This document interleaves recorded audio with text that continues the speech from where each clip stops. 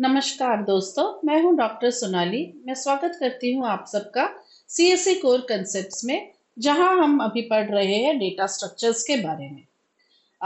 पिछले कुछ वीडियोस में मैं आपको लीनियर डेटा स्ट्रक्चर एरे के बारे में पढ़ा चुकी हूं, जहां पे हमने वन डायमेंशनल एरे क्या है पढ़ा, टू डायमेंशनल एरे पढ़ा, मल्टी डायमेंशनल एरेस के बारे में कुछ समझा, और हमने देखा कि किस तरह से हम एड्रेस फाइंड आउट कर सकते हैं किसी भी एलिमेंट का एरे के।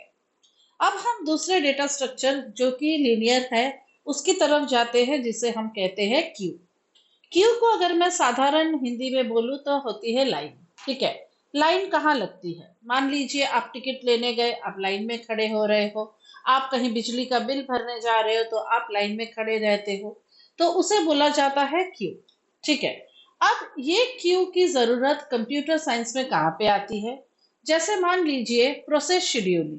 अगर आप ऑपरेटिंग सिस्टम पढ़ चुके होंगे तो आपको आइडिया होगा, और नहीं पढ़ चुके होंगे तो मैं आपको थोड़ा ब्रीफ में बता देती हूँ कि जब आप एक से ज्यादा प्रोसेस को कंप्यूटर में चलाने का शुरू करते हैं, तो किस तरह से आपका सीपीयू और मेमोरी उसको प्रोसेस करता है, वो डिपेंड करता है कि कौन सी प्रोसेस कब स्टार्ट हुई है।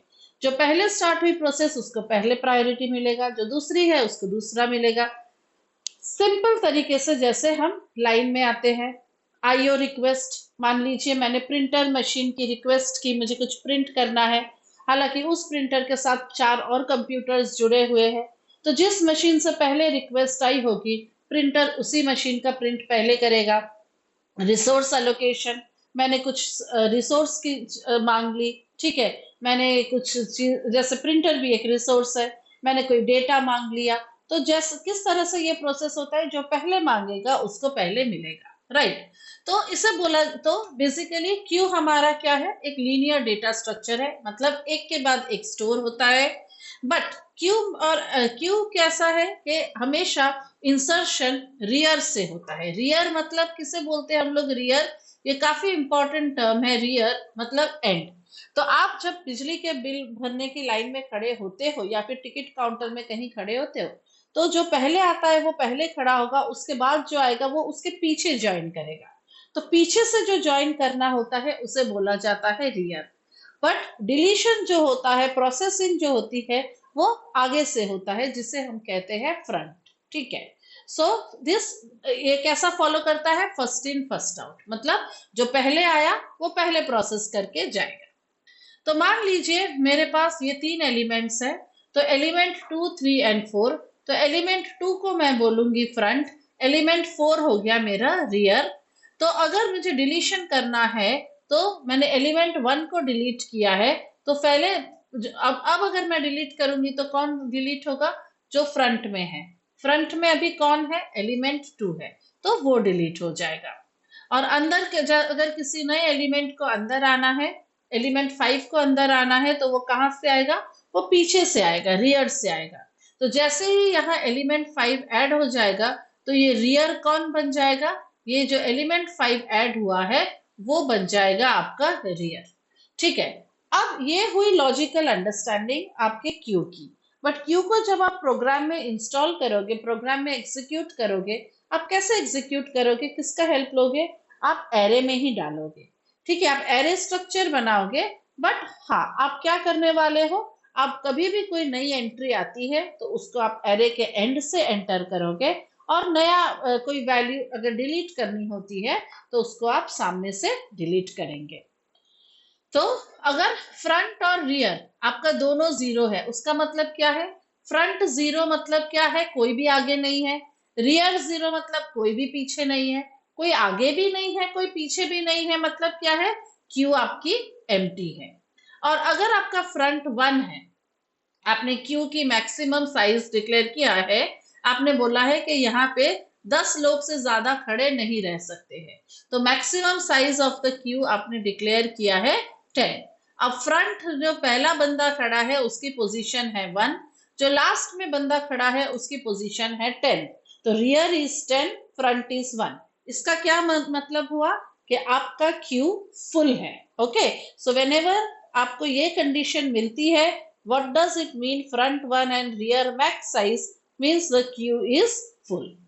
अब आप क्यू के ऊपर क्या क्या ऑपरेशन कर सकते हो, आप इंसर्शन कर सकते हो, जैसे मैंने अभी आपको दिखाया, आप नए नए एलिमेंट्स डाल सकते हो। हाँ, लेकिन इंसर्शन हमेशा कहाँ से होगा, रियर से होगा। तो जैसे मैंने आपको यहाँ बताया कि आपका अभी आपका रियर क्या है, इस केस में आपका रियर क्या है, रियर इज 4। बट जैसे ही फिफ्थ एलिमेंट ऐड हो जाएगा, रियर क्या बन जाएगा, रियर प्लस 1, मतलब रियर बन जाएगा आपका 5। अंडरस्टूड। सो अगर रियर मैक्स साइज से कम है, आपने बोला है क्यू में मैक्सिमम 10 जन खड़े हो सकते हैं, तो रियर आपका बढ़ते बढ़ते कहां तक जाएगा, 10 तक ही जाएगा। अगर रियर 10 हो गया है और फिर कोई एलिमेंट ऐड हो रहा है, तो रियर क्या बनेगा, 11।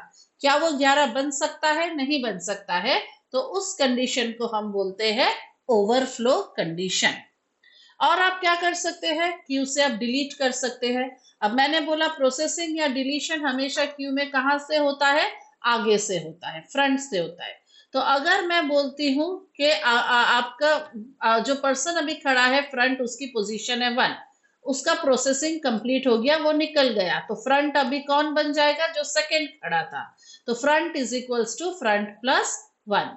बट फ्रंट अगर 1 से ज्यादा है, फ्रंट अगर 0 हो गया है, ठीक है, तो क्या हो जाएगा, उसे हम बोलते हैं अंडरफ्लो, अगर वो लेस हो जाता है तो चलिए हम एक एग्जाम्पल को समझते हैं। अब हमने एक क्यू डिक्लेयर किया हुआ है, क्यू की साइज है 4, ठीक है, 4 एलिमेंट्स इसमें ऐड होंगे।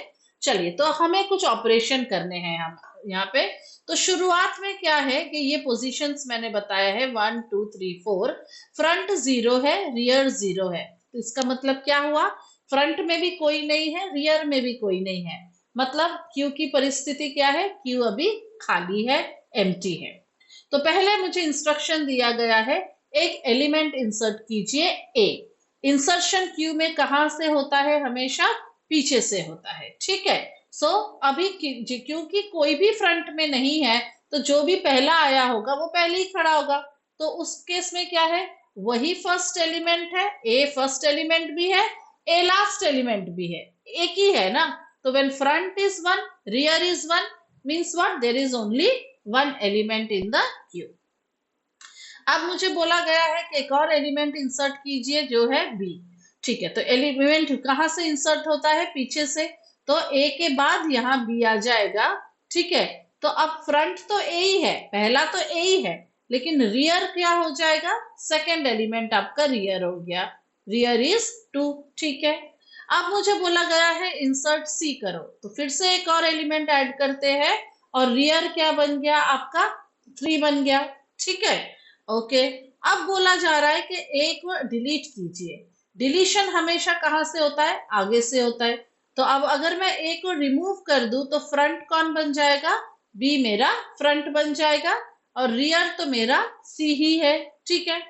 अब बोला एलिमेंट बी को भी डिलीट कीजिए, तो आगे से ही डिलीट करेंगे, तो डिलीट हो गया बी। अब फ्रंट कौन बन जाएगा, सी मेरा फ्रंट है, सी ही मेरा रियर है, मतलब क्या है कि क्यू में सिर्फ एक ही एलिमेंट बचा है, सी। अब बोला है एलिमेंट डी और ई को इंसर्ट कीजिए। चलिए, डी को तो हम लास्ट से इंसर्ट कर सकते हैं, तो मेरा रियर बन जाएगा 4। अब जब मैं ई को इंसर्ट करने का ट्राई कर रही हूं, तब क्या होगा, अब जगह नहीं है, क्योंकि मेरे एरे की क्यू की मैक्स साइज क्या है, 4, और रियर पहुंच गया है 4 पे, ठीक है। तो अब मैं जब ई को डालने का ट्राई करूंगी, नहीं पहुंच पाऊंगी, उस कंडीशन को बोला जाता है ओवरफ्लो कंडीशन। लेकिन आप एक चीज ध्यान से देखिए, इस क्यू में जगह खाली है, कहाँ खाली है, ये पोजीशन खाली है, ये पोजीशन खाली है। बट क्योंकि आप एक ही दिशा में से ऐड और रिमूव कर सकते हैं, आप आगे नहीं आ सकते हैं, your pointer you can not come forward, आप आगे नहीं आ सकते हो, आपको लीनियर वे से ही जाना पड़ेगा। जबकि जगह खाली है, एलिमेंट भी है, बट फिर भी आप नहीं डाल सकते हो, क्योंकि ये रियर इज इक्वल्स टू 4 है। तो ये हो गई लीनियर क्यू की समस्या, जिसे हम सुलझाएंगे मेरे अगले वीडियो में, जहां हम पढ़ने वाले हैं सर्क्यूलर क्यू, और जिससे हम देखेंगे कि किस तरह से इस परिस्थिति को हैंडल किया जा सकता है। सो चैनल पे नजर रखिए, आगे की और वीडियोस देखेंगे, और शेयर, लाइक और सब्सक्राइब करना ना भूलिएगा। Thank you.